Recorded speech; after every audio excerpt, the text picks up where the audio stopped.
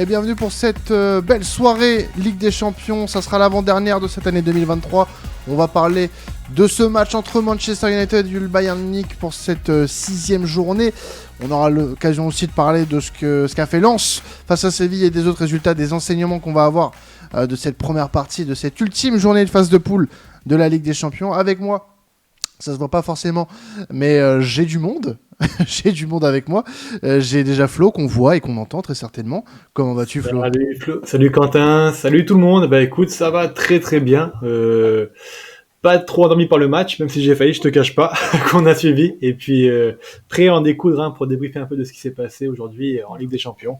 Ouais, c'était pas le match le plus resplendissant qu'on a eu ce soir. On n'a pas choisi le meilleur match, on va dire, depuis le début de saison, mais bon, c'est comme ça. Et avec nous pour discuter de cette rencontre, on a le bonheur de ne pas voir Karim, je ne sais pas, mais en tout cas, on l'a avec nous en audio. Est-ce que tu nous entends, Karim ? Visiblement pas encore. On va refaire un test. Est-ce que tu nous entends, Karim ? Ouais, et vous m'entendez ? On t'entend très bien. Ça y est. Parfait. Comment tu vas ? Ouais, ça va super, et vous les mecs ? Bah ça va super. On vient de dire qu'on n'avait pas eu un match exceptionnel entre United et le Bayern, mais bon, on va quand même essayer d'en tirer des enseignements de cette rencontre. En tout cas, très content de te retrouver, mon cher Karim. Et bah, moi je suis très content de te retrouver, toi, Quentin, après avoir été en podcast la semaine dernière avec Flo. Ouais. Je dois avoir qui était un peu inquiet, mais qui finalement était bien content Il a bien tenu la barque. La barque, voilà. Et qui était bien content du petit podcast Bundesliga en direct du Maroc. Après, Voilà. c'est vrai. C'était une première mondiale pour temps additionnel de faire ça chez nos amis marocains. Après, une petite défection de ma part, hein, Flo a bien tenu la baraque jeudi pour les enregistrements. Donc merci à toi encore, Flo. Et puis peut-être une future carrière de présentateur devant toi. Qui sait ? Eh ben écoute, on verra. En tout cas, sache que je suis sur le banc avec Karel et avec Alan. On est 3 sur le banc. On est prêt pour rentrer si jamais il faut. T'inquiète pas pour ça. Eh bien là, je suis là aujourd'hui. On va discuter du coup de cette rencontre entre Manchester United et le Bayern Munich. Une victoire 1-0 du Bayern Munich avec un but qui a scellé le sort des Mancuniens. Un but de Kingsley Coman en deuxième mi-temps qui élimine de toute compétition européenne. Ce n'est pas seulement la Ligue Europa que manquent les hommes d'Eric Ten Hag, c'est aussi il y aura tout, la qualif en Ligue des Champions, la reversion possible en C3. C'est un gros coup dur puisque dans le même temps, on va en parler après, mais Copenhague s'est imposé à domicile face à Galatasaray. Galatasaray finit donc 3e de ce groupe, Copenhague 2e, le Bayern en tête. On va pas forcément en tirer grand chose de ce match-là, parce que comme on l'a dit, on s'est un peu fait chier, on va pas se mentir. Je pense que tout le monde est d'accord là-dessus. On va peut-être plus en tirer les enseignements de cette rencontre directement. Déjà, un Bayern qui réalise un beau 6 sur 6 sur cette campagne de Ligue des Champions. Karim, on peut être satisfait de la campagne du Bayern, qui n'a pas forcément énormément été bousculé, même si il y a eu ce match nul, pardon, j'ai dit 6 sur 6, mais non, il y a eu le match nul face à Copenhague, mais c'est un quasi perfect pour le Bayern, donc dont on attend quand même un peu plus sur la phase finale de cette Ligue des Champions.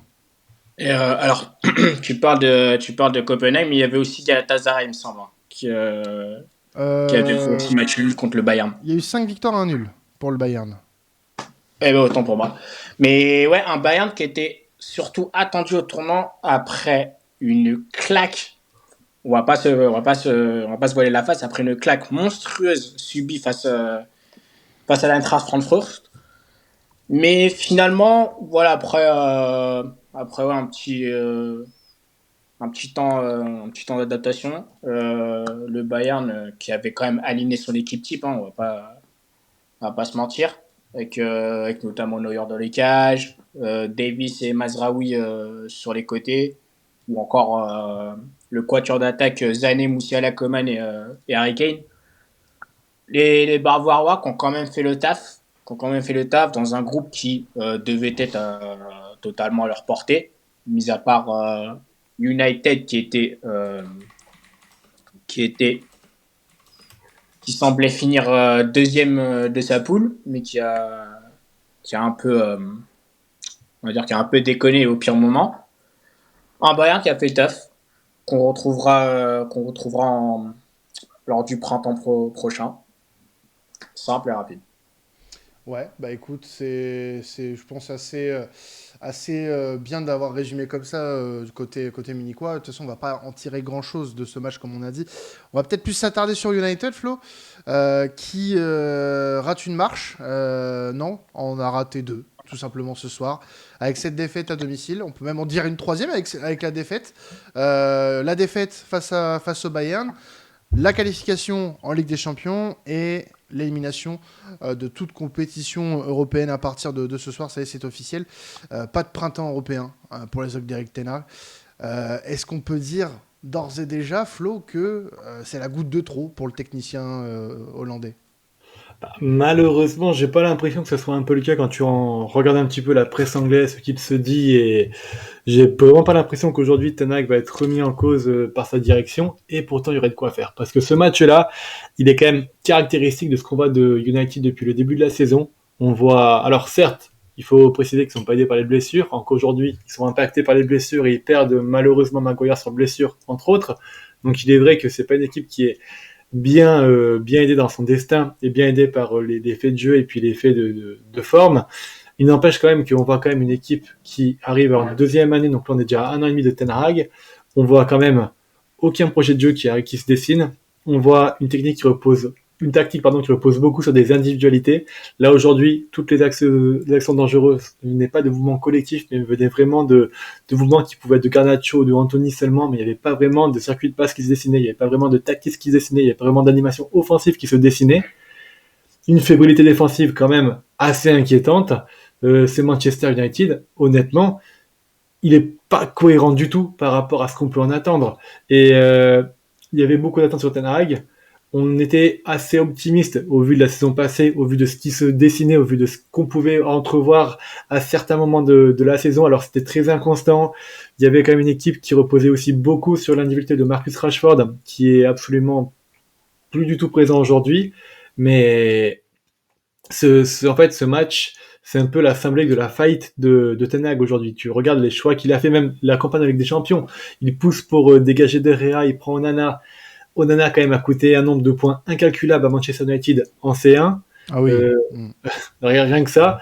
Anthony n'a jamais fait la différence en Ligue des Champions et en plus a été suspendu, enfin n'a pas joué aussi sur des affaires un petit peu personnelles qu'il a eu à côté, mais ça démontre aussi un mauvais scouting de la part de United à prendre des joueurs qui sont quand même assez problématiques.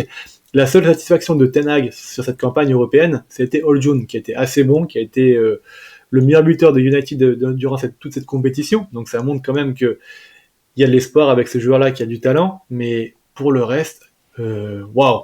Honnêtement, il n'y a pas une recrue de Ten Hag qui me convient, qui arrive à me convaincre hormis Oljun. Il n'y a pas une recrue de Ten Hag qui semble s'insérer dans un collectif qui est plutôt bon. On peut parler des Amrabat qui sont transparents, on peut parler, enfin, si tu regardes aujourd'hui, Ten Hag est obligé de faire jouer McTominay, qui semblait condamné et sur lequel on mettait plus un peso. Et qui est l'un de ses meilleurs joueurs cette saison. Et qui est un de ses meilleurs joueurs. Maguire aussi, Maguire qui était condamné, sur lequel on mettait plus un peso, qui s'est relancé. Et à côté de ça, tu as des gestions qui sont quand même curieuses avec Sancho, avec Varane, entre autres. C'est vraiment inquiétant. Moi, honnêtement, si j'étais un supporter mancunien aujourd'hui, je me remettrais beaucoup en cause les choix de Ten Hag, je remettrais beaucoup en cause sa tactique et sa vision sportive, parce que j'ai l'impression qu'il n'y en a aucune et qu'il est démuni. Mais la direction sportive de United est tellement à la ramasse aussi qu'il va passer entre les gouttes, et j'ai l'impression que c'est une saison très compliquée pour les mancuniens qui va se dessiner petit à petit. Moi j'ai du mal à me projeter avec la saison de Manchester, franchement, depuis le début de saison. T'as parlé du recrutement. Moi, si j'avais une note à donner à ce recrutement, qui est censé être un recrutement calibre Ligue des Champions, pour les Red Devils, ce serait la note de 0/20. Ah oui, parce qu'en plus, on dit qu'il n'est pas soutenu ce recrutement, mais regarde les sommes qui ont été dépensées pour soutenir Ten Hag quand même. Hein, on parle de 400 ou 500 millions dépensés en 2 ans, c'est quand même pas rien. Moi, je reste très déçu de ce que produit United depuis le début de saison.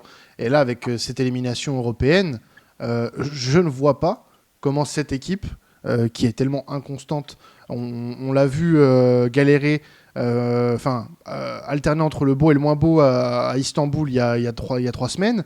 Faire un match presque référence à Old Trafford contre Chelsea il y a une dizaine de jours. Et perdre 3-0 contre Bournemouth aussitôt en championnat et du coup te liquéfier par la suite en Ligue des Champions. Moi, je serais supporter de United, je flipperais ma race sur la deuxième partie de saison. Parce qu'il va y avoir un désintérêt fou de certains joueurs sur ce que va être la saison de Manchester. Il y a juste à regarder un petit peu ce que Manchester va faire sur la deuxième partie de saison. Tu es 6e en Première Ligue. T'es alors pas forcément mal placé, pas non plus largué, mais quand même, il y a quelque chose dans ton jeu qui fait qu'il y a un truc qui va pas. T'es 6e et t'es à moins 3 de différence de buts, sérieux. 18 buts marqués seulement en 16 journées. Pour Manchester United, c'est infâme. C'est infâme. Et vraiment, c'est une folie. Moi j'ai du mal à comprendre ceux qui réussissent encore à donner du crédit. Alors, non, peut-être pas du crédit, c'est peut-être un peu fort comme mot, mais qui donnent encore des excuses pour le mandat d'Eric Ten Hag à Manchester United. Pour moi, il est à 90% responsable de ce qui se passe à l'heure actuelle sportivement. Ce qui se passe autour d'United, après, il y a beaucoup de choses qui font que les Glazers, etc. Ok. Mais là, le problème, c'est que tu as un coach qui est hyper caractériel, qui est en conflit permanent avec certains joueurs. Malheureusement, à un moment donné, ça implose. On l'a vu sur le match, au moment où Maguire doit sortir, il y a une incompréhension avec Evans. On ne sait pas s'il doit rentrer, on ne sait pas s'il doit revenir sur le banc. Il s'engueule presque, apparemment. Donc, franchement, je ne sais pas trop où me positionner sur la fin de saison de United, mais là, avec cette élimination de C1, j'ai bien peur qu'il y ait un groupe qui commence à lâcher le technicien hollandais et que derrière, on ait une équipe qui fasse de la roue libre jusqu'à la fin de saison. Ouais, mais ces éléments-là, excuse-moi Karim, je prends la parole et je te la redonne après, ça montre un certain mal-être, cette rentrée, cette fausse rentrée, puis rentrée d'Evans, ça montre un certain mal-être au sein du groupe, hein, c'est quand même assez caractéristique. Et voilà, et je sais plus ce que je voulais dire, donc Karim, je te laisse la parole après par rapport à ça. Mais c'est surtout pour revenir à la campagne européenne. Moi, j'avais vu une stat qui caractérise un petit peu le naufrage de Manchester United. Le chiffre 15, c'est le nombre de buts encaissés en 6 matchs de la part des Mancuniens. C'est dire un peu ce chiffre-là, pour moi, résume un peu la campagne désastreuse des Mancuniens. Au point de se dire,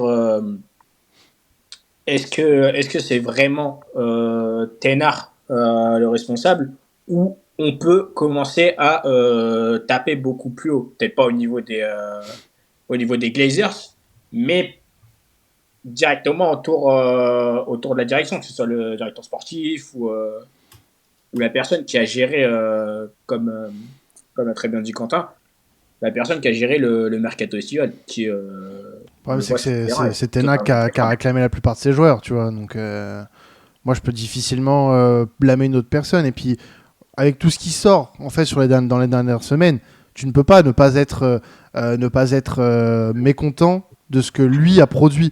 Et comme le dit Faisal, qui nous a rejoint dans le chat, il a eu carte blanche. Il a eu carte blanche depuis qu'il est arrivé quand même. Faut pas oublier. Je rappelle que pour Amrabat, il s'est mis à dos justement la direction de United. Exactement. Il était en désaccord complet sur le fait de venir le joueur de la Fiorentina. Et Ten Hag a fait le forcing justement pour le faire venir. Ça montre que son scouting, il est quand même assez désuet et puis assez faible. On est d'accord que c'est pas c'est pas un peintre d'ordinaire. Quand il arrive de l'Ajax, on a de très bons échos et on est très content qu'il arrive du côté de United. On a l'impression qu'il y a un renouveau qui était en train de se créer. La première saison était pleine de promesses, mais le problème, c'est que on a un problème du côté de United, c'est que on laisse beaucoup trop de pouvoir en fait à des entraîneurs comme ça qui veulent tout contrôler. Et qui ne servent pas du tout l'effectif. Et franchement, là, c'est en train de se répercuter sur la deuxième saison. Sur le long terme, c'est pas viable en fait comme relation. Sur le long terme, c'est pas viable. Si tu veux vraiment tout contrôler, Je sais pas, il y a des choix qui sont plus évidents que ça. Ouais, mais merci Oni pour le sub. Merci à toi. Non, je me mettrai pas tout nu. Mon analyse suffit. Je me mets à nu comme ça. Merci aussi à toi Faisal de nous suivre dans le chat. Mais oui, c'est vrai que tous les entraîneurs veulent tout contrôler, mais voilà, pour moi, exactement ce que je dis et tu me rejoins là-dessus, Faisal, pour le coup, c'est qu'il faut mettre des limites. Il faut mettre des limites et c'est là où a été la déchéance de United sur ce début de saison, c'est que tu vois totalement que ton projet n'est pas viable sur le long terme avec des joueurs qui ne sont pas soit simplement taillés pour le très haut niveau, soit pas taillés pour United. Mais franchement, t'as des joueurs. Putain, et même sur ce match-là, les gars, il y en a. Moi, je suis entraîneur, je les sors au bout de 30-40 minutes. Hein. Le match de Garnacho, par exemple, c'est pas à montrer dans les écoles de foot. Hein. Enfin, si, justement. À montrer dans les écoles de foot, mais pour montrer ce qu'il faut pas faire. Ouais. Voilà. Et puis c'est surtout qu'au vu de ses prestations précédentes, notamment, alors il me semble que c'était face à Everton, où il nous sort un but. Un but venu d'ailleurs. Oui. Mais c'était sûr, il était attendu. Il était attendu, parce que je crois que juste après, sur le dernier match de Ligue des Champions, il sort une prestation pas dégueulasse. Mais voilà, là, c'est sûr que ce soir, il n'était pas. Ah, mais tu peux pas demander à un jeune aussi comme Garnacho de porter un Manchester United. Ah non, ça reste un joueur qui a une marge de progression qui est énorme. Et justement, l'erreur de Ten Hag dans sa tactique, c'est justement de lui faire porter autant de responsabilités et de faire dépendre toute l'animation offensive sur ses épaules. Aujourd'hui, l'erreur, alors oui, on peut tirer à juste titre sur le match de Garnacho, mais individuellement, c'est pas le premier responsable qui me viendrait à l'esprit en tout cas. Non, mais je t'ai sorti un nom comme ça. Après, moi, le principal problème de ce soir pour moi, déjà, c'était la gestion. Et puis c'est un travail de longue haleine. On revient aux conséquences de cet été. Malheureusement, la gestion du coach est très mauvaise, que ce soit depuis le début de saison ou à l'instant T sur ce match-là. Moi, j'ai énormément de problèmes avec le management d'Erik Ten Hag. Et malheureusement, là, la saison de Manchester United va en pâtir. Parce que je me répète, sans coupe européenne à jouer au printemps, je me demande comment les joueurs vont se motiver avec aussi peu. Parce que là, franchement, même s'ils sont 6e, dans le jeu, ils partent de très loin quand même. Franchement, c'est affligeant ce qu'on a vu ce soir. Moi, franchement, deuxième mi-temps, je veux dire, on parle pas du match en lui-même parce qu'on s'est fait chier. Le Bayern était en contrôle, ils étaient déjà premiers qualifiés, c'est pas eux de faire le jeu. Ouais. Voilà. Là, ce soir, on s'est fait chier pour une équipe qui a le couteau sous la gorge, qui doit se qualifier, qui doit gagner pour se qualifier. C'est affligeant de voir aussi peu de détermination. On a vu légèrement l'équipe pousser sur les 10-15 premières minutes, et encore, c'était très timide.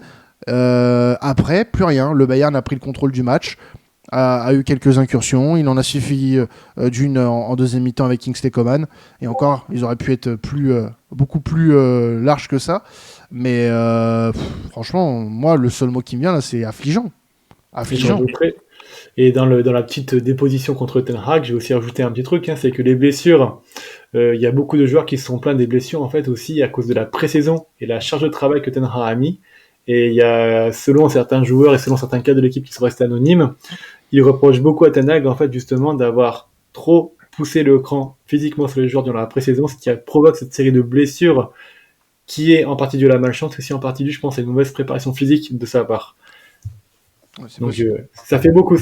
Donc il y a des supporters mancuniens qui veulent le garder puisqu'il y a quand même un certain culte de la personnalité autour de lui par rapport à ce qu'il a fait à l'Ajax. Il faut aussi oublier qu'à l'Ajax, il était quand même bien encadré avec un excellent directeur sportif, une excellente direction sportive qui n'a pas United.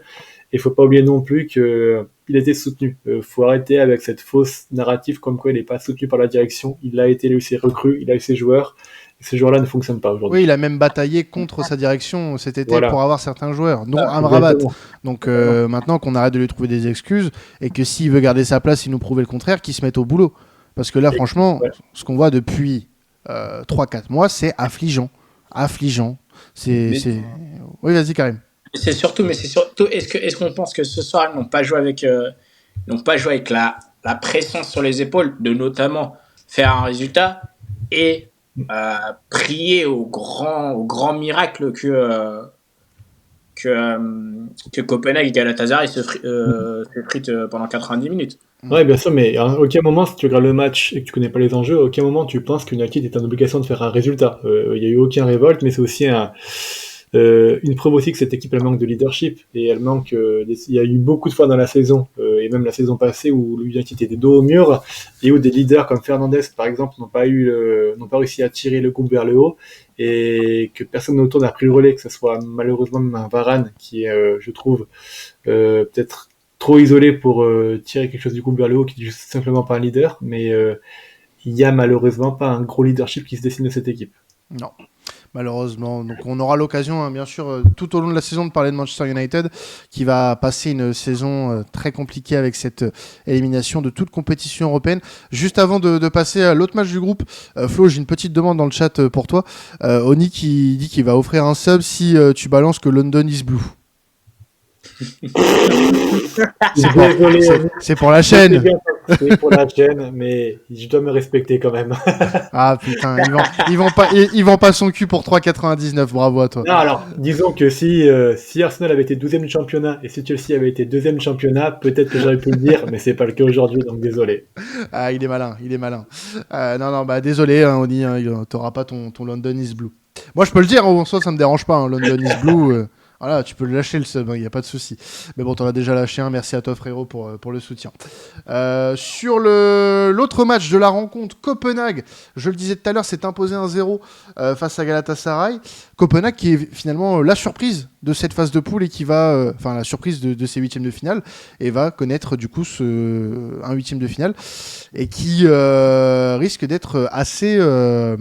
ennuyeux dans le sens ça risque de poser des problèmes à certains premiers de groupe. Belle perf pour les Danois, mine de rien on peut être content de voir une équipe comme Copenhague atteindre les huitièmes de finale. Karim. Mais c'est surtout quoi, ils ont prouvé aussi qu'ils pouvaient faire office de poil à gratter dans ce groupe. On l'a vu notamment face au Bayern, il me semble. Face au Bayern, on l'a vu face à Manchester United, bien évidemment. On a vu aussi surtout que Copenhague à domicile, c'est pas une tâche facile. Et l'équipe qui la prendra en huitième de finale devra faire attention à ce paramètre-là. Et oui, parce que il y a eu des matchs intéressants même à l'extérieur. Hein. Copenhague qui prend pas de but à l'Allianz Arena par exemple, ça peut être intéressant à regarder. Galatasaray de l'autre côté, Flo qui avait fait un match héroïque lors de la dernière journée face à United, passe à la trappe mais jouera le barrage d'Europa. Un moindre mal et ça risque d'être un outsider assez intéressant pour la C3 mine de rien. Ouais, c'est une équipe qui est intéressante à voir, mais qui est trop déséquilibrée, et c'est ce qui leur a un petit peu manqué pour justement se qualifier, c'est que défensivement c'était trop fébrile et trop sujet parfois à des erreurs individuelles qui ont mené à des buts. C'est dommage parce qu'offensivement t'as quand même du talent, t'avais un Icardi retrouvé, un Zaha qui est quand même toujours intéressant à voir, et un TT qui est pas le plus mauvais des joueurs, même si ça reste quand même un cran en dessous par rapport aux deux premiers. Donc c'était une belle équipe qui avait un beau potentiel offensif, mais qui n'a pas réussi à trouver l'équilibre entre la défense et l'attaque. C'est dommage pour eux, mais comme tu le dis très bien, je pense qu'en Europa League, ça pourrait être intéressant à suivre. Ouais, avec une grosse équipe qui risque d'en énerver plus d'un lors du printemps européen de la C3. On passe au groupe B, les gars. Le groupe B, le groupe du Racing Club de Lens. Et on va parler du Racing Club de Lens tout de suite, puisque Lens s'est imposé 2-1 face à Séville. On avait très peur pour les Lensois sur ce match-là, face à un Séville qui avait l'obligation de l'emporter pour se qualifier en Ligue Europa. Lens prend le ticket pour la Ligue Europa avec cette victoire et conclut de la plus belle des manières une campagne de Ligue des Champions qui a été satisfaisante pour un retour dans la compétition pour les hommes de Francaise. On peut être satisfait pour les Lensois, les gars, déjà du résultat, parce que j'ai vu le match, honnêtement, ça n'a pas été facile.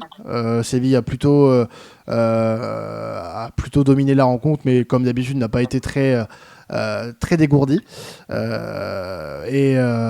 C'est une victoire on ne peut plus logique des Lensois qui ont capitalisé sur leurs occasions et qui du coup vont en C3 en février, en barrage, face à un deuxième de groupe de Ligue Europa. C'est un très bon résultat, Karim. Pour moi, c'est vrai que c'est un très bon résultat, même si on pensait, enfin, moi, personnellement, c'est vrai que je l'ai pensé un peu comme ça, qu'on allait sûrement finir sur un match nul, mais bon. Il y a beaucoup d'absents quand même. 11 absents côté Sévillan. Aux absents côté Sévillan, et ils auraient pu faire sur leurs supporters. Oui. Ça aurait pu être un paramètre qui. On va pas parler de Monsieur Gérald ici. Voilà.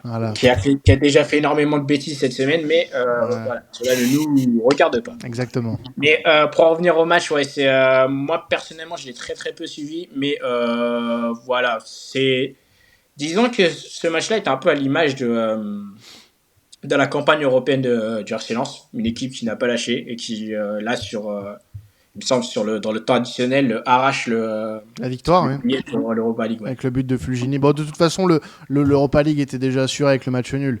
La victoire, c'est vraiment le bonus et je trouve que c'est, comme tu l'as dit, une belle récompense en soi. Par contre, moi, si j'ai un bémol à apporter sur la campagne des Lensois, ça serait au niveau de tous leurs matchs. Moi, j'ai trouvé que sur les 6 matchs qu'ils font, l'entame à chaque fois est catastrophique. Et si tu veux pérenniser ton aventure en Europe, parce que ça a été le mot d'ordre après la rencontre contre Séville, ils veulent aller le plus loin possible en C3, il va falloir faire de meilleures entames sur des matchs coup près. Parce que sur des matchs coup près, attention, tu n'as que deux matchs, un aller et un retour. Si tu commences mal l'un des deux, il y a des équipes qui vont très bien gérer ça. Lens est encore novice dans la matière. Il faut faire attention à ces entames de match. Donc Séville n'a pas capitalisé sur son bonne entame de match, tant mieux pour Lens, mais il y a des équipes en C3 qui sont bien meilleures que le FC Séville et qui risquent de poser des problèmes au RC Lens si les entames sont aussi bâclées que ça. Mais en tout cas, bon résultat pour les Lensois. Ouais. On avait déjà parlé de lors des précédents lives. Ah bah, ça fait des mois qu'on en parle de Séville. Notamment, il me semble après un match contre Arsenal, si mes souvenirs sont bons, où on avait complètement, j'ai envie de dire cartonné, mais sur si, moi je les avais cartonnés. moi ça fait, Karim, pour te dire, moi ça fait 2 ans que je les cartonne Séville. J'en peux plus. Mais c'est parce que c'est un ras-le-bol en fait. Je ne comprends pas comment cette équipe peut avoir autant de problèmes alors que tu as une base de travail plutôt solide et il y a des problèmes de partout dans ce club. Comment c'est possible de passer d'une victoire en Ligue Europa la saison passée à ça ? Vraiment, j'essaie de comprendre. Donc franchement, bravo aux Lensois. Pour moi, la logique du groupe est respectée. Mais Séville, Flo, qui est, encore une fois, ultra décevant. Ouais. Mais c'est justement ça, en fait. Je voulais rebondir dessus. C'est que Lens fait une belle campagne, mais peut avoir des regrets, justement. Parce que ce match-là à Séville, où ils font match nul et qu'ils encaissent un but tôt dans le match, comme tu dis, s'ils le gagnent, ils sont qualifiés en 8e de LDC, au final. Donc, c'est une belle expérience pour une équipe qui était novice en Ligue des Champions et qui n'avait pas beaucoup de choses à capitaliser dessus. Ils ont réussi à tirer quelque chose, mais il y a un petit goût amer parce que moi je pense que quand tu vois ce niveau de Séville et quand tu vois à quel point ils se sont fait piéger à Séville de manière un petit peu bête, ils auraient pu aller beaucoup plus haut parce que c'est vrai que Séville il prend 2 points en Ligue des Champions 2 fois contre Lens, si j'ai pas de bêtises, et c'est très très très dommage car honnêtement, c'est une équipe qui n'avait pas le niveau Ligue des Champions, qui n'a même pas le niveau Europa League, et qui se retrouve là un petit peu par chance et un petit peu par hasard grâce à cette victoire en Europa League, mais qui était un peu en dessous et sur lequel Lens aurait dû capitaliser plus de victoires. Séville qui avait pris 1 point contre le PSV aussi. Ah pardon, c'est ça, oui, je suis pointé. Bon, 2 points, mais voilà, ça fait chier quand même que Lens ait perdu 2 points à Séville. Ouais, et puis aussi on peut avoir en tête la double confrontation contre Eindhoven aussi. Le nul à Bollaert, tu vois, par exemple. Ouais, le nul à Bollaert, parce que honnêtement, à Eindhoven, c'est difficile de chercher un résultat. Ouais. C'est une équipe qui est très en forme à domicile, mais ouais, c'est vrai qu'à Bollaert, ils auraient pu aussi faire un petit peu mieux. Encore le match à l'Emirates. Bon, il n'y a pas photo. Arsenal, c'est à oublier. Mais bon, en tout cas, le nécessaire a été fait. On a, grâce à ça, pour sûr, 6 clubs qui connaîtront un printemps européen en France. On peut féliciter, même si on ne parle pas des clubs français nantais. Un big up au podcast Stadium Ligue 1 de Sports Content. Mais on peut être content de ça et fier du football français ce soir. Dans le groupe du RC Lens, on avait les deux premiers du groupe qui s'affrontaient du côté d'Eindhoven, un partout entre le PSV et Arsenal. Wow, ça a fini tranquillement du côté d'Arsenal qui finit le leader de son groupe et qui n'a pas vacillé et qui a tenu son rang, comme on l'a dit il y a 2 semaines, après une longue absence en Ligue des Champions. Arsenal, leader de son groupe, et tête de série pour la 8e. C'est plutôt satisfaisant, Flo. Ouais, c'est satisfaisant. Le match était avec une équipe un petit peu remaniée aussi, hein. Donc, il y a les cadres qui ont tourné. Il y a quand même de quoi avoir un petit regret parce que donc Arsenal se fait refuser un but du 2-1, mais quelques poteaux. Donc, d'un autre côté, concède aussi des poteaux. C'était un match au final qui était assez équilibré et voilà. Donc ouais, où les deux équipes n'avaient pas grand-chose à jouer. Mais ce qui était agréable, c'est que bon, jusqu'au bout, les deux équipes ont essayé d'arracher la victoire. Ça s'est pas fait, le match nul est plutôt mérité. Et voilà, donc on attend de savoir la suite pour Arsenal qui remettra son équipe type, je pense, en huitième de finale. Et le match, je pense, sera très intéressant. Ouais. Même pour le PSV, hein, le PSV honnêtement, qui sera une équipe difficile à chercher, ils finissent 2e. Mais attention, je pense que c'est l'équipe casse-pied par excellence parce qu'à domicile, ils sont sur une série d'invincibilité qui est assez énorme et sur laquelle ils peuvent beaucoup capitaliser. Et à l'extérieur, s'ils arrivent à limiter la casse, ils pourraient créer des surprises, attention, hein, honnêtement. Le PSV, tu rejoins Flo Karim, est-ce que ça peut être l'équipe un peu gratte, j'allais dire gratte... Poil à gratter. Poil à gratter, merci. Poil à gratter de ce 8e de finale. Je rejoins totalement ce que dit Flo, parce que c'est vrai que depuis la prise de fonction de Peter Bosz, hein, qu'on a bien évidemment raillé lors de son passage à l'Olympique Lyonnais, Peter Bosz qui fait très très bien le travail du côté d'Eindhoven. Bon, je suppose qu'on a tous été sur les réseaux sociaux et qu'on avait vu ce superbe geste technique de Sergiño Dest, si je ne m'abuse. Mais bon, ce n'est pas un geste qui résume le match. Ouais, je reviens totalement ce que disait Flo, notamment en regardant les stats, parce qu'on voit que c'était un match plutôt équilibré face à deux clubs qui avaient leur avenir en main. On avait l'impression que voilà, ils jouaient sans pression, quoi. Ouais. Bon, écoutez, moi j'ai vu une belle équipe du PSV sur cette phase de poule. Honnêtement, ça peut être très dangereux pour un premier groupe. Je n'en fais pas non plus un outsider pour le moment. Ça risque d'être compliqué parce qu'il y a encore des premiers de groupe qui peuvent être très difficiles pour les hommes de Bosz. Donc on verra, mais je pense qu'ils peuvent être assez contraignants pour certains premiers actuellement. Et je profite juste aussi, je rebondis, je pense que Coquelin, mais par rapport à l'effet de United, vu qu'on parle d'Arsenal et de la première ligue, la conséquence de la non-qualification de United en Europe pourrait condamner la première ligue à ne pas avoir une 5e place qualificative en Champions League.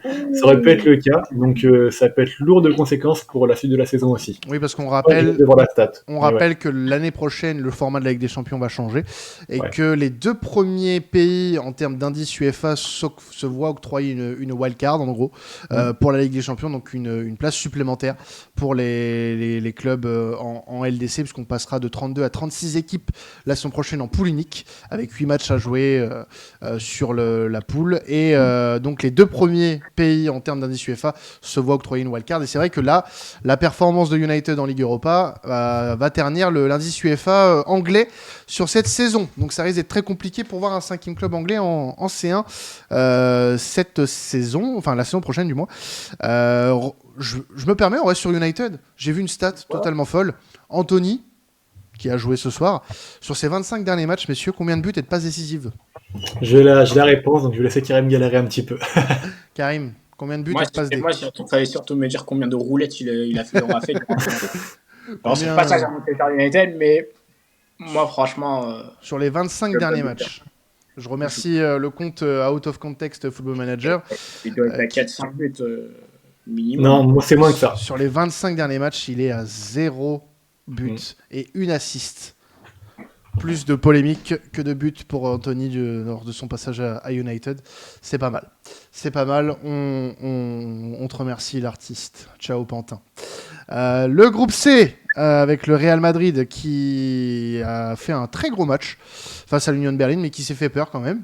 Victoire 3-2 face aux joueurs de Berlin qui peuvent de leur côté avoir un sentiment de fierté sur la fin de campagne de Ligue des Champions. Bon, ils sortent avec 0 victoire, hein, les joueurs de l'Union, mais il y a eu ce match nul à Naples, le match nul à Braga, et puis un dernier match face à Madrid où il y a eu un espoir à un moment donné d'une qualif en C3 qui a été vite stoppé par le réalisme et la puissance de ce Real. Oui, alors après, le Real était remanié, hein. Il y avait quand même pas mal de joueurs comme Ceballos qui sont pas titulaires qui jouaient ce Ouais, match-là. mais ça reste le Real. Il y a une aura, il y a quelque chose. Donc, même pour pour un Real remanié, il y a toujours quelque chose qui se dégage en plus. Donc,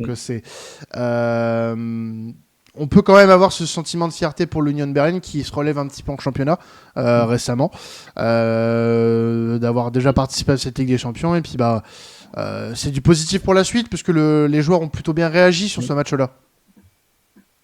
Oui, c'est vrai. Allez, je te l'accorde et puis on verra. C'est vrai que c'est un début de saison compliqué pour eux. J'espère que ça ira mieux pour la suite. Mais c'est dommage. Je pense pas qu'on verra quand même ce Union qui était quand même plein de réussite la saison passée. On l'a un petit peu perdu et à mon avis, ça restera une équipe qui fera bonne figure en Bundesliga, mais qui ne jouera plus les premiers rôles comme ils ont pu jouer l'année passée, malheureusement. Karim, on peut espérer que cette expérience serve quand même à l'Union qui finit bon dernier de ce groupe. Ouais, exactement. Même si on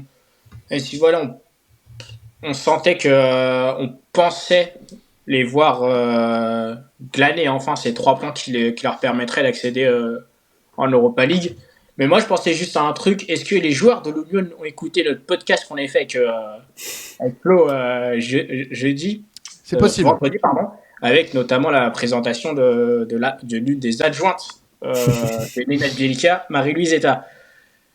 À voir parce que ils mettent quand même fin à une grosse série de matchs sans victoire en l'emportant à Gladbach. On se dit ça peut être bon signe pour le match face au Real Madrid. Et effectivement, ils ont sorti un très très très beau match face au Merengue, puisque personnellement je m'attendais à tout sauf à une victoire par un but d'écart des Merengues. Voilà, Flo l'avait bien dit, c'est pas vraiment l'équipe type qui avait été présentée par Carlo Ancelotti, mais Nenad Bjelica et sa troupe ont très très très bien fait le travail et peuvent effectivement sortir la tête haute. Alors, pas totalement pour renouveler une expérience européenne vu qu'ils sont très très loin au classement et qu'en plus ils sortent en pokal. Dommage. Mais ça peut être. Cette saison-là peut être vraiment une saison de transition pour Nenad Bjelica. Et on verra un peu ce que ça va donner lors de cette saison et dans les saisons à venir. Mais pour moi, ça y est, on l'a vu sur ces 2 précédents matchs. La page Ursischer a bien été tournée. En tout cas, l'adversaire du soir, le Real Madrid, lui a fait son perfect. Là, c'est pour le coup un vrai perfect. 6 victoires en 6 matchs pour les hommes d'Ancelotti qui n'ont pas forcément été resplendissants, j'ai envie de dire, mais qui ont fait le job et qui risquent d'accélérer un petit peu le rythme à partir du mois de mars. Ouais, mais de toute façon, c'est le Real Madrid qu'on connaît, hein. Mais ils n'ont pas été flamboyants, ils n'ont pas été non plus challengés. Il y a toujours une classe d'écart entre les adversaires et eux sur tous les matchs. Donc, faut pas s'inquiéter, ça va monter en puissance. Et puis, on verra le vrai niveau de cette équipe-là en 8e de finale, comme tu le dis. Ouais, voilà, bousculé, mais pas inquiété plus que ça, quoi. Moi, je prends en référence les matchs contre Naples, par exemple, où, oui, ils ont été inquiétés sur certaines phases de jeu, mais tu sens quand même qu'il y a une tranquillité, qu'il y a une sérénité en Ligue des Champions pour cette équipe-là. Naples qui finit 2e du groupe du coup avec cette victoire 2-0 face à Braga. Moindre mal pour un club qui a été un peu chahuté cet automne avec le départ de Rudy Garcia et la nomination en intérim de Mazzarri. Donc une 2e place pour Naples qui retrouvera les 8e de finale pour la 2e année d'affilée. Plutôt une bonne perf du coup, enfin logique au vu du groupe, mine de rien, mais le nécessaire est fait, donc bravo à eux. Mais oui, et puis Alban en parlait très bien. C'est une équipe quand même qui apprend de mieux en mieux avec Mazzarri, qui monte en puissance et qui, à mon avis, sera beaucoup plus difficile à apprendre qu'ils ne l'ont été durant les phases de groupe en huitième de finale, parce que la méthode Mazzarri commence à prendre et ce sera une équipe qui commence petit à petit à reprendre confiance en elle. Donc attention à eux. Je trouve qu'il ne faudra pas les enterrer trop rapidement. Mais Sudra, je peine à être convaincu, moi. Alors, c'est pas encore tout parfait, mais il peut se passer des choses d'ici février, donc du bon comme du moins bon, mais je vois quand même une progression par rapport à ce qu'il y avait sous Rudy Garcia. Tu me diras, il n'y a pas beaucoup de mal, mais, On part de mais pas grand-chose quand même. c'est Hein. ça. Mais tu as des individualités qui peuvent reprendre confiance et qui peuvent changer la donne. Sur des matchs de coupe comme ça, les individualités pardon, sont toujours importantes. Et si tu as Osimhen qui recommence à planter et Angbara qui recommence aussi à briller de mille feux, ça peut suffire pour mettre en difficulté des équipes qui sont premières de phase de groupe en Ligue des Champions. Et Braga, du coup, qui va filer en Ligue Europa. La logique était plutôt respectée dans ce groupe. Donc, voilà pour le classement final. Dans le groupe D, et là, ce sera le dernier groupe de la soirée, la Real Sociedad et l'Inter étaient déjà qualifiés pour les huitièmes de finale. Il suffisait maintenant de choisir qui allait finir premier et qui finir deuxième. Match nul 0-0. La Real Sociedad qui, du coup, finit leader de ce groupe D devant l'Inter. Et là, c'est là où ça va être très intéressant quand même.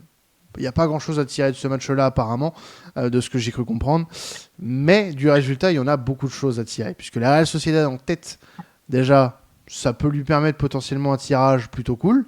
Là, pour le moment, les deuxièmes de groupe, on a Copenhague, PSV Eindhoven, Naples, Lazio, PSG, pour le moment, Leipzig, Porto. Ça va. Plutôt pas mal. Ça va. La Sociedad qui s'en sort bien. Et l'Inter qui par contre en étant deuxième, va être un... Alors là, ça va être intéressant. Moi, j'ai envie de voir... Alors le huitième de finale de l'Inter, ça va être le huitième de finale à regarder. Ça sera le huitième de finale à débriefer, à faire en preview, tout ce que vous voulez. Mais ce match-là, je pense qu'il va valoir, comme dirait Alan, son pesant de cacahuètes.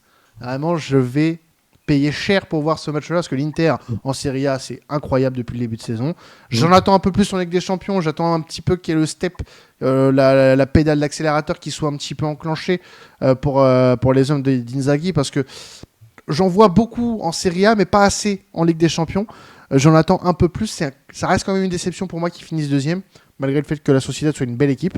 Mais en tout cas, bon, ils ne se facilitent pas la vie non plus, parce que bon, ils vont tomber sur un gros... lors du huitième de finale, mais en tout cas on est plutôt on n'est pas inquiet non plus que ça pour l'Inter malgré cette deuxième place.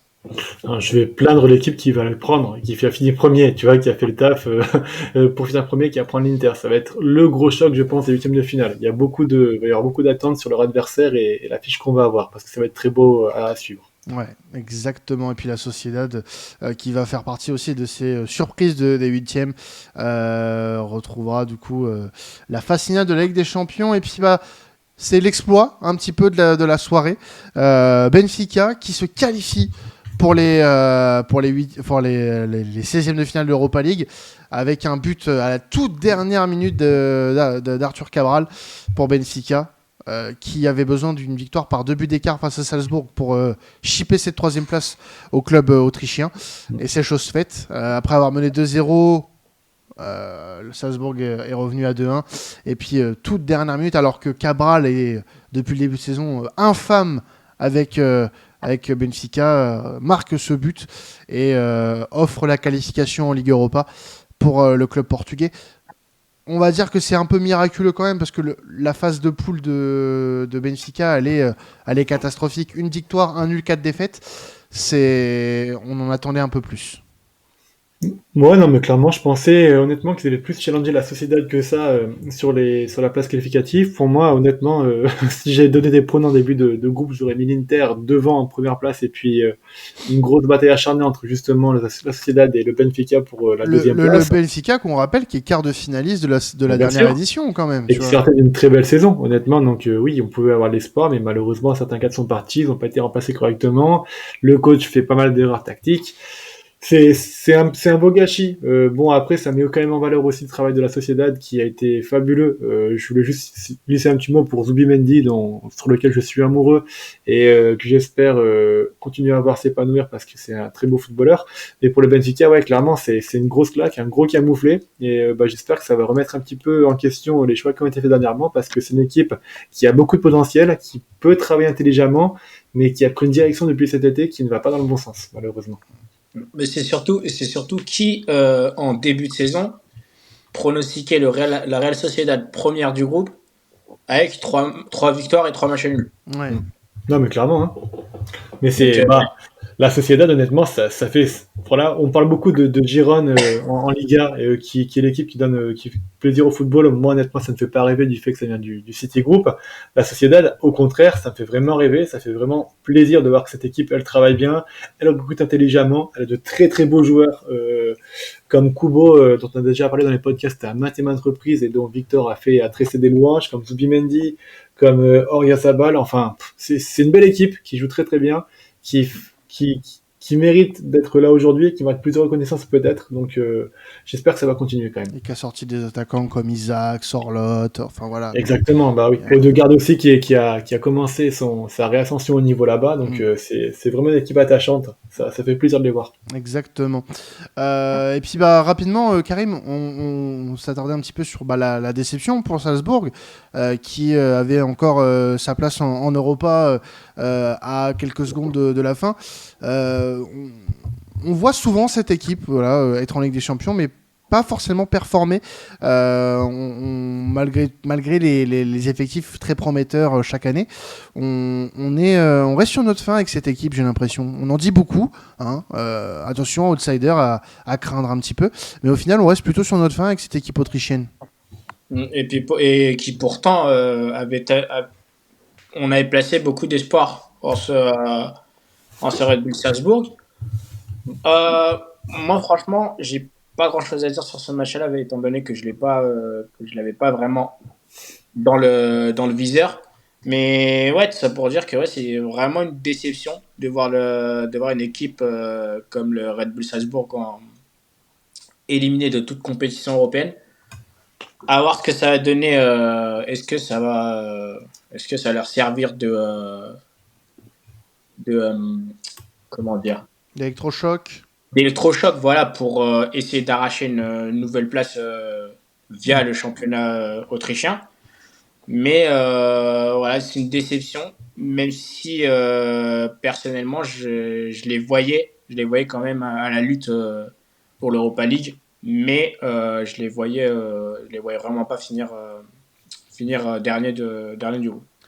Eh bien, merci messieurs de m'avoir accompagné sur cette soirée Ligue des Champions. Si vous aviez, avant de se quitter, pour vous, soit le résultat ou la chose que vous retenez de cette soirée, Flo, pour toi, ce serait quoi ? Vraiment la deuxième place de l'Inter. Pour moi, c'est la grosse surprise de la soirée. Je pensais pas du tout que ça allait arriver, donc grosse surprise pour moi. Karim, qu'est-ce que tu retiens toi, principalement ? Ouais, c'est surtout le match du Real. Le match du Real. Le Real qui a été bougé dans tous les sens et qui au final parvient à obtenir ce qu'il veut. Non, moi dans le terme feel good, je vais en avoir deux. La qualification de Lens en Europa et puis la qualification à la dernière minute du Benfica en Europa aussi. Donc c'est vraiment de belles images et puis on espère qu'il y en aura d'autres pour ces clubs-là d'ici quelques mois. Des équipes qu'on retrouvera dans les épisodes temps additionnels. Il est possible que les lives Ligue des Champions changent peut-être d'horaire, de jour. On en reparlera. Il y aura beaucoup de choses qui vont être discutées là pendant les prochains jours quant au futur de temps additionnel. Attention, le temps additionnel va rester. Hein, je vous rassure. Gros teasing quand même, teasing. Ah, il faut dire les choses. On est le 12 décembre. Voilà, il y a des choses qui se préparent. On en reparlera bien sûr au moment venu. À 5 subs, on vous lâche une exclue là sur le live. Ah ouais, Oni à 5 subs si si tu me lâches 5 subs maintenant, je lâche l'exclu du nouveau contenu. À 10 subs, je dis ce que tu m'as demandé en début de live. Ah, 10 subs. Ah, ta dignité vaut 10 subs, c'est bien. Ma dignité vaut 10 subs, voilà. C'est pas très haut, mais on le savait déjà. En tout cas, voilà, vous savez à quel prix est notre dignité. Si vous voulez contribuer, voilà, vous pouvez faire comme Oni. Ça nous aidera beaucoup pour le développement de sports content notamment et de temps additionnel, bien sûr. Et puis, on se retrouvera demain, même heure, à 23h pour la dernière, le dernier live débrief de cette 6e journée de Ligue des Champions pour les matchs du mercredi. Et puis, on se retrouvera très rapidement puisque vendredi sortiront les nouveaux épisodes Serie A, Liga, Bundesliga et Première Ligue de temps additionnel. Quant à moi, il me reste plus qu'à vous souhaiter une excellente soirée. C'était temps additionnel. Ciao tout le monde.